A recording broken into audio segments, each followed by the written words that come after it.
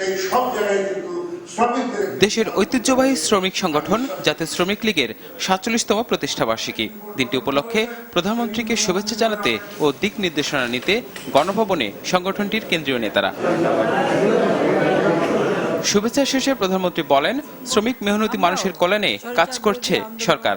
এ সময় তাদের জীবনমান নিশ্চিত ও বেশি বেশি কর্মসংস্থান তৈরিতে সরকারের পাশাপাশি বেসরকারি প্রতিষ্ঠানের প্রতি আহ্বান জানান তিনি। একটা কথাই বলি যে আমাদের রাজনীতিটা কার জন্য, বঙ্গবন্ধু কাদের জন্য রাজনীতি করেছেন? এদেশের কৃষক, শ্রমিক, মেহনতি মানুষ, তাদের ভাগ্য পরিবর্তনের জন্য, তেলা মাথায় তেল দেওয়ার জন্য না। খালি দেশের শ্রমিকদের স্বার্থ রক্ষা বা নিরাপত্তা না, বরং বিদেশেও যারা যাচ্ছে আমরা সেখানেও কিন্তু পদক্ষেপ নিচ্ছি। তারা মানুষ, তাদেরও তো সব অধিকারটা আছে। একজন মানুষের যা অধিকার থাকে বেঁচে থাকার, সব অধিকারটা তাদের থাকবে। শ্রমিক সে যে পর্যায়েরই হোক না কেন তাদের শ্রম ও মানের মর্যাদা দিতে সংশ্লিষ্টদের তাগিদ দেন প্রধানমন্ত্রী। বিএনপি চেয়ারপারসনকে শ্রমিক বিরোধী মন্তব্য করে সমালোচনা করেন তিনি। মানুষকে হত্যা করে কোনো আন্দোলন এটা কেউ কখনো দেখেনি, যেটা খালেদা জিয়া দেখালো।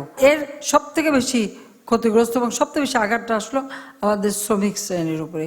তারা ওই কিছু লোক বেছে নেয়, তাদের টাকা পয়সা খাওয়া করে তাদের সমর্থন আদায় করা এবং ওইভাবে ক্ষমতায় টিকে থাকা, আর সাধারণ মানুষকে অবহেলা করা এবং তাদেরকে ফেলে দেওয়া এবং তাদের শোষণ করা। আজকে তাদের বিরুদ্ধে মামলা, আমি দেখি তারা বক্তৃতা বলে আমাদের বিরুদ্ধে মামলা দিয়েছে, আমাদের বিরুদ্ধে মিথ্যা মামলা। আমরা কোনটা মিথ্যা মামলা প্রমাণ করেন।